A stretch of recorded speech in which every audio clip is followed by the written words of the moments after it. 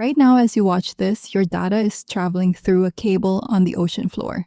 Not a satellite, not a tower, a cable, sitting in the dark, under miles of water. And there are people whose entire job is to fish it back up when it breaks.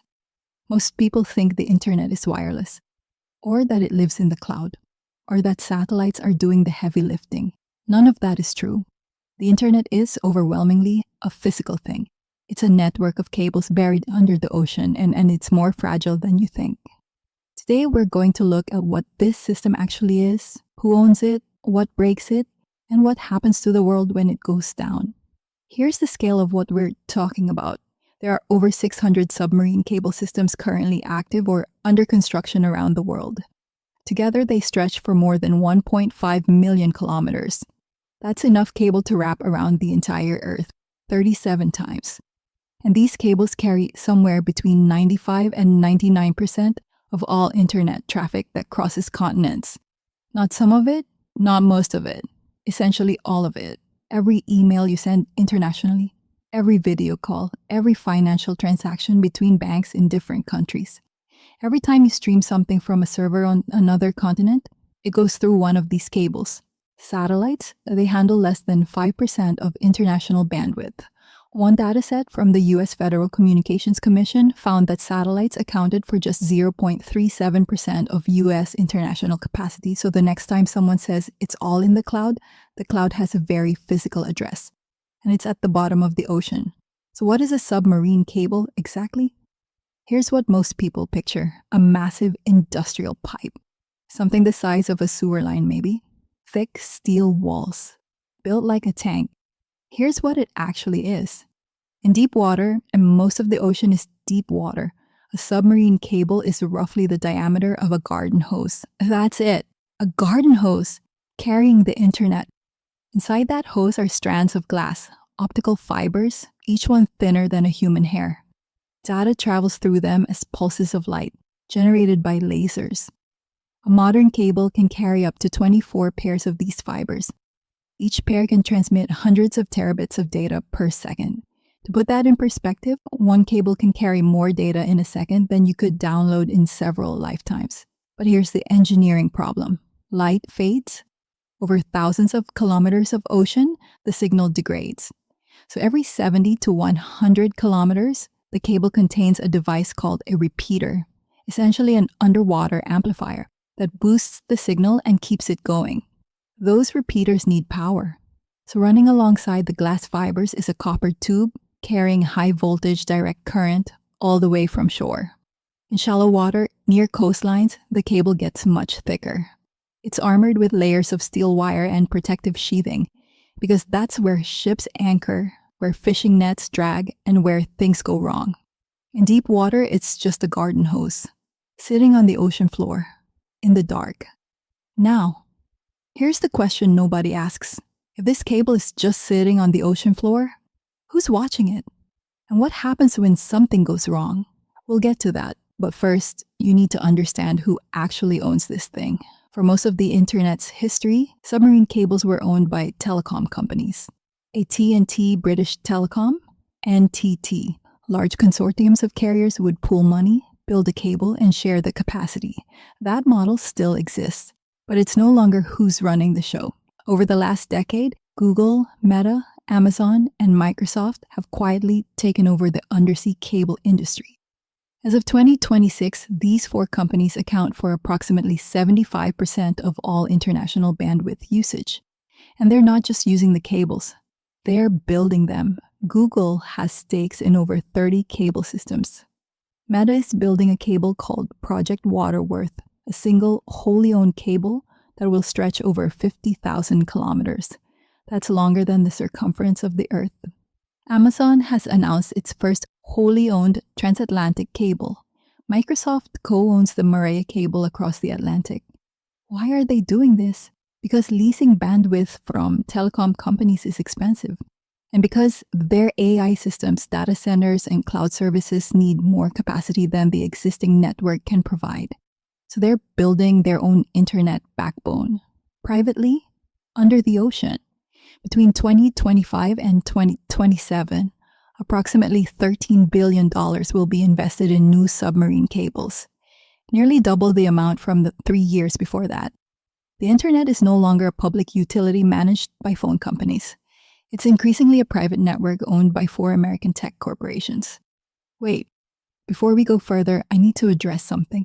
You've probably heard that sharks attack undersea cables, that they bite through them, that this is a real, ongoing problem. That's not true. The myth comes from a 1987 incident involving early, unarmored cables in the Pacific. Sharks were observed near them. Some bite marks were found. Modern cables are heavily armored, and data from the International Cable Protection Committee, the organization that actually tracks this, shows 0 cable faults attributed to shark or fish bites in recent study periods. 0.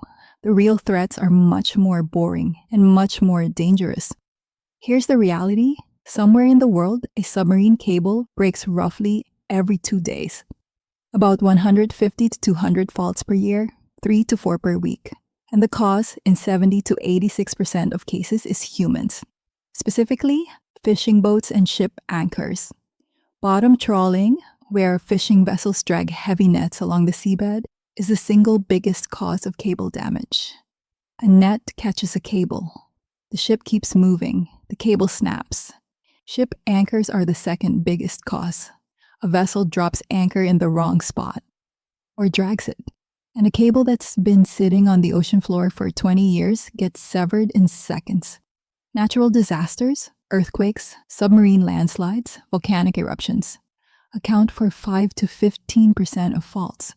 Intentional sabotage, less than 1% for now. So what actually happens when one of these cables snap? Let me show you 2 real examples, and then I'll tell you about the one that should genuinely worry you. December 26, 2006, Taiwan. A magnitude 7.0 earthquake struck off the southwest coast. The shaking triggered a series of submarine landslides, underwater avalanches of sediment that swept through the Luzon Strait, one of the most cable-dense corridors in the world. Between 14 and 22 cables were severed. Internet access across Taiwan, Hong Kong, China, and South Korea collapsed. Websites in the US and Europe became unreachable. Financial markets were disrupted. Call centers went dark. It took 49 days and 11 repair ships to restore full service. 49 days. January the 15th, 2022. Tonga, a volcanic eruption, one of the largest in recorded history, triggered a tsunami and submarine landslides that severed Tonga's single international cable. 1 cable. That was all Tonga had. The country went dark. Communication was reduced to a few strained satellite links. The eruption had torn the cable into multiple pieces across an 80-kilometer stretch. International connectivity was restored after about a month, but the domestic cable connecting the main island to the outer islands, that took 18 months to repair. 18 months. Because there was a global shortage of the specific type of cable needed. Now here's the part that should make you uncomfortable. Repairing a submarine cable requires a specialized ship.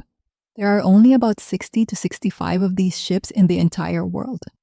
When a cable breaks, a ship has to be dispatched, often from thousands of kilometers away. It has to navigate to the location, lower grapnels to retrieve the cable ends from the seabed, splice in a new section, and lower it back down. Average repair time, approximately 40 days.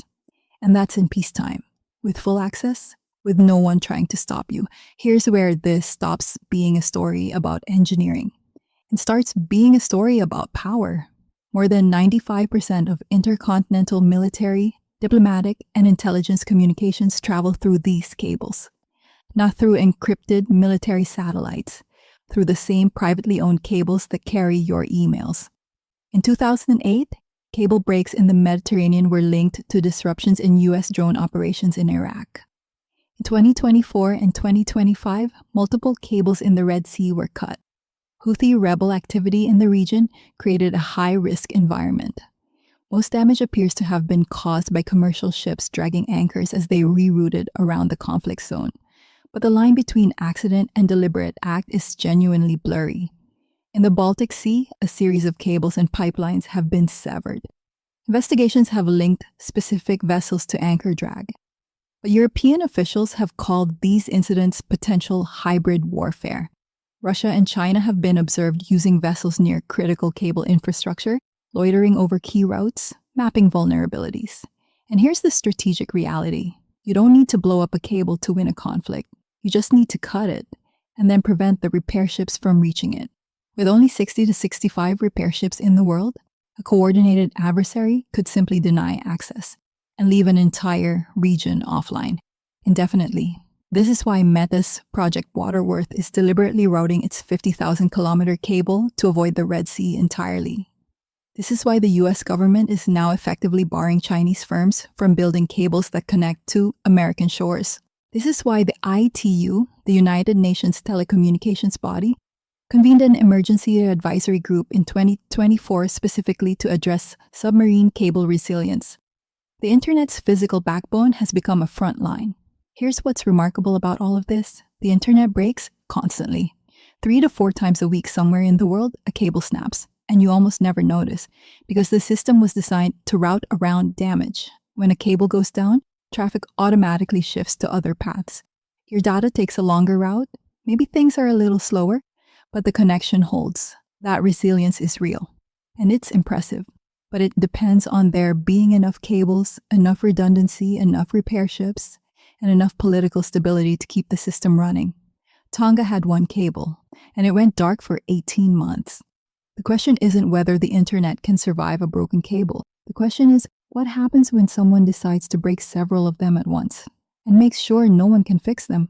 The system that keeps the world connected is older than most people think, more fragile than anyone admits, and more contested than it's ever been. If you want to understand more about the hidden infrastructure the modern world runs on, I'll be making more videos like this. Subscribe if you want to see them.